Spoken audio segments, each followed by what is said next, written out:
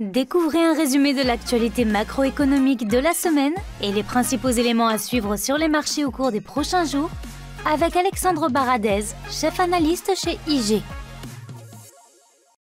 Qui aura donc été marquée par la publication des chiffres d'inflation aux États-Unis pour le mois de mars, avec une bonne surprise pour un des chiffres d'inflation communiqués, qui concerne notamment l'inflation hors alimentation et hors énergie, ce qu'on appelle l'inflation core, avec une inflation qui était un peu plus faible que ce que le marché attendait, et qui est également un peu plus faible que le chiffre du mois précédent, donc ce qui a donc généré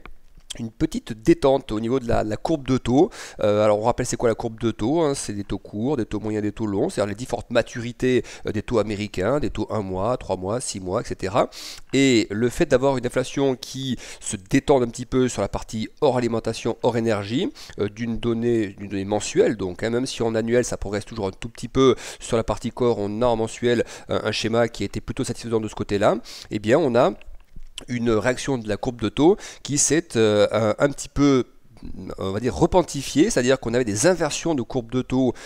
début du mois d'avril, ce qui signifiait que les taux courts, par exemple le taux 2 ans, était monté au-delà du taux 10 ans, ce qui est une anomalie, ce qui est une inversion de la courbe de taux. Et là, l'inflation montrant donc potentiellement des signes de plafonnement si on n'inclut pas l'énergie ou l'alimentation, eh bien on a eu des taux courts, notamment les taux 2 ans, qui sont repartis assez sensiblement à la baisse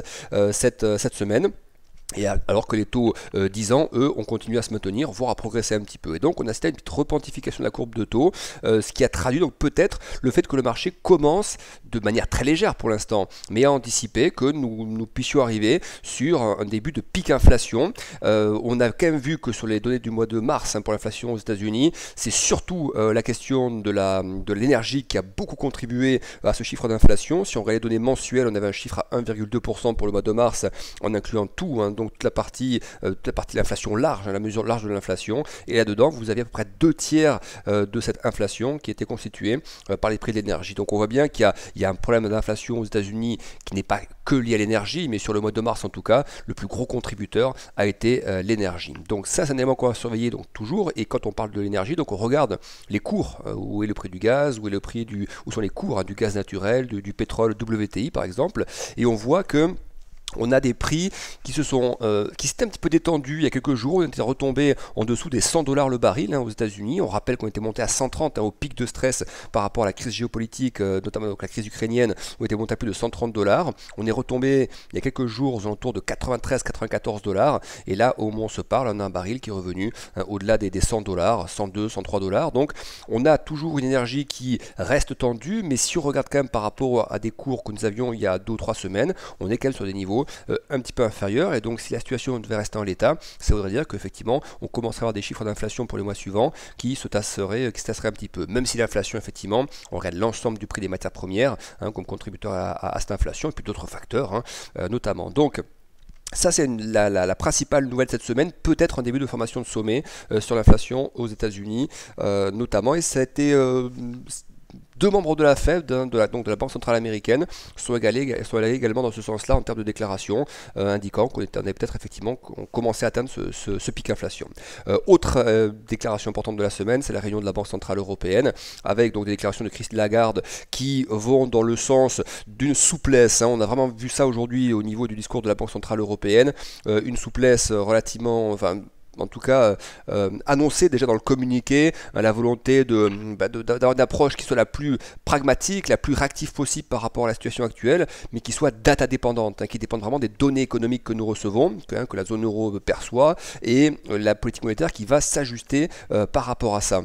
Parce qu'effectivement, on voit dans ce communiqué de la BCE et dans la conférence de presse de Christine Lagarde que la question de l'Ukraine est évidemment revenue presque au premier plan, avec évidemment tout son lot de tensions pour les questions de confiance, de baisse, hein, de confiance des consommateurs, de confiance dans les milieux d'affaires également. Et donc forcément, oui, on a des acquis de croissance ou autres qui font qu'on a une dynamique qui reste encore, en termes d'emploi, qui reste bonne, etc. Mais effectivement, la BCE intègre, hein, des risques baissiers pour l'économie, que sont ces risques liés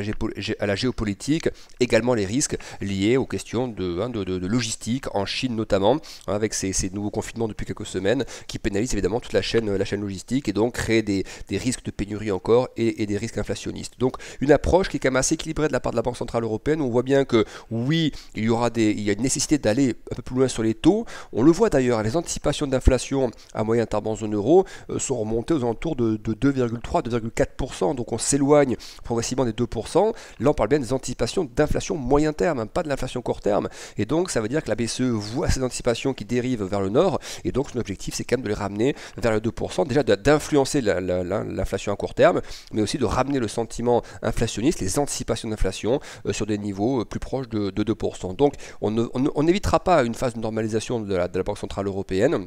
normalisation de la politique monétaire, des taux qui pourraient même être ajustés dès le troisième trimestre. C'est-à-dire qu'on voit que Christine Lagarde a annoncé aujourd'hui qu'effectivement il serait très probable que le dernier programme d'achat d'actifs de la Banque Centrale Européenne, le programme APP, soit terminé au cours du troisième trimestre, et donc on voit qu'effectivement il y a différentes sources qui laissent entendre qu'on pourra avoir une première hausse de taux également lors de ce troisième trimestre. Donc ça va aller assez vite en fait, fin des achats d'actifs et hausse de taux très probablement au même moment au niveau de la Banque Centrale Européenne. Ça ne veut pas dire qu'elle sera très agressive derrière, mais il faut quand même reconstituer aussi un petit peu les marges de manœuvre ensuite pour d'éventuelles prochaines crises. Donc voilà le message qu'il fallait retenir de la Banque Centrale Européenne. Et du coup il y a quand même eu un message un peu de souplesse de la part de la BCE, donc l'euro n'a pas beaucoup tenu, mais on a surtout un dollar là qui a poussé en fin de semaine parce qu'on a des taux longs américains qui sont un petit peu retendus, le 10 ans américain qui repart à nouveau à la hausse, un effet donc sur le dollar qui est assez fort, et donc on voit les actifs qui ont un peu plus souffert là au moment où on enregistre ce podcast, donc jeudi après-midi, et bien on voit les actifs technologiques par exemple qui partent un peu à la baisse, sensibles toujours à cette question des taux, du redressement des taux réels notamment, donc ça contribue toujours à faire peser une tension sur ce segment technologique, et en parallèle aussi on le voit sur tout le segment des crypto-actifs, des crypto-devises qui sont également très corrélés aux valeurs technologiques en ce moment. Donc voilà ce qu'on retient cette semaine. On notera également des performances sectorielles depuis le début de l'année. Donc si on essaie de dézoomer un peu le spectre, on a quand même des secteurs qui sont très éclatés en termes de performance. Si on regarde le spectre des performances, vous avez tout en haut des performances, les meilleures performances sectorielles en bourse en Europe depuis le début de l'année. Tout en haut de l'échelle, vous avez tout ce qui est pétrole et gaz, secteur pétrole et gaz, secteur des ressources de base, donc tout ce qui est matières premières. Ensuite, au milieu de ce tableau, vous avez tout ce qui est valeur télécom, valeur de santé, les utilities également, tout ce qui est services de collectivité qui se maintient pas trop mal. Et puis en bas de l'échelle des performances, vous avez les valeurs technologiques liées à ces questions de taux et de normalisation monétaire, donc d'inflation, et puis également les secteurs très cycliques, indépendants évidemment des conditions mondiales, géopolitiques ou autres, et donc qui se comportent pas très bien, tout ce qui est secteur auto, tout ce qui est secteur tourisme loisirs également, qui souffre, tout le secteur également des dépenses personnelles, de la consommation personnelle, qui souffre également en bourse. Donc voilà, des secteurs qui sont quand même très éclatés en termes de performance depuis le début de l'année. Autre élément à retenir cette semaine, la Chine, avec une mauvaise surprise sur la dynamique des importations en Chine. Pour le mois de mars, on a eu un chiffre qui était proche de zéro en fait, pas de dynamique sur les importations, alors que le consensus était à plus 8% pour le mois de mars, donc une vraie grosse surprise à la baisse pour les importations, et donc qui traduit évidemment les effets des confinements, peut-être aussi des effets de perturbation liés à la crise géopolitique, mais en tout cas qui nécessiteront évidemment des mesures de soutien de la part de la Chine, peut-être des ajustements de taux de la part de la Banque centrale, et puis on voyait déjà des annonces se faire de la part des responsables politiques sur des mesures de soutien à l'économie il y a déjà quelques semaines. Donc voilà, on a une dynamique qui n'est pas bonne en Chine en ce moment, entre les confinements, les importations qui ralentissent, des indices d'activité également qui se sont dégradés, qui sont même contractés, tout ce qui est activité dans les services et dans le secteur manufacturier, on a des indices PMI qui se sont donc contractés là sur la dernière diffusion de chiffres que nous avons eus. Mais on voit en parallèle de ça, de ces informations conjoncturelles court terme, on a quelques bonnes nouvelles quand même en parallèle, à savoir une expansion du crédit par exemple. On a vu que le montant des nouveaux prêts en yuan le mois dernier a progressé bien plus qu'attendu. Et on a également une croissance de la masse monétaire, la masse M2 qui a progressé. Donc on voit quand même en parallèle de ça, il y a des dynamiques un peu sous-jacentes qui pourraient serait les plus positives, plus courant au fil du deuxième trimestre. Donc voilà ce que nous pouvions dire pour cette première partie.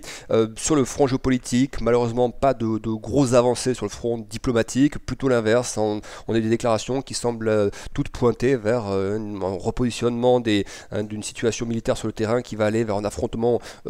fort à l'est de l'Ukraine, dans le Donbass notamment.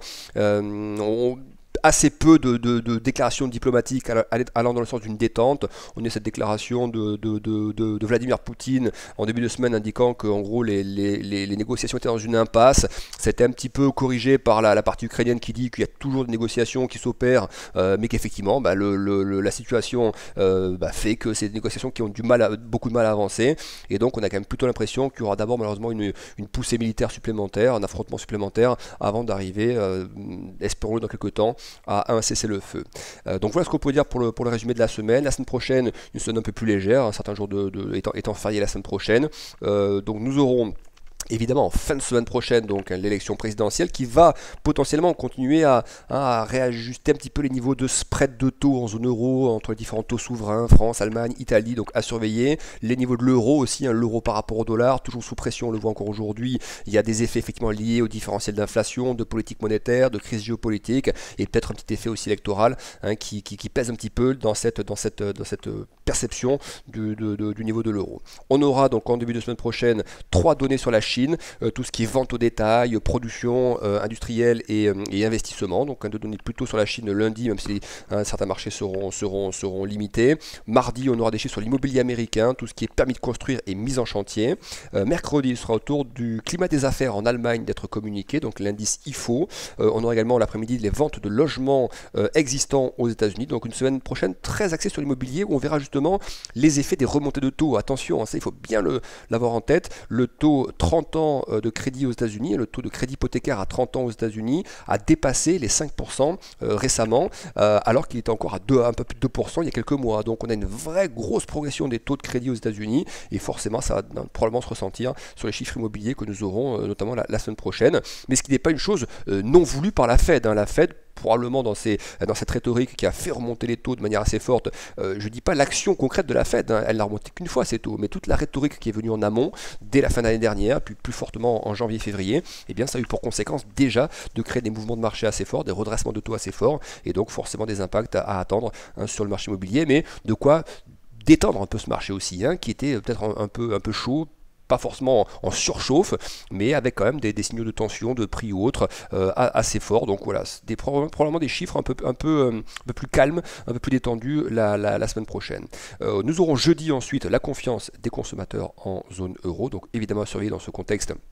géopolitique, et puis en fin de semaine prochaine les indices d'activité en Europe, notamment en France et en Allemagne, avec les PMI manufacturiers et services, et également les PMI manufacturiers et services aux États-Unis vendredi après-midi.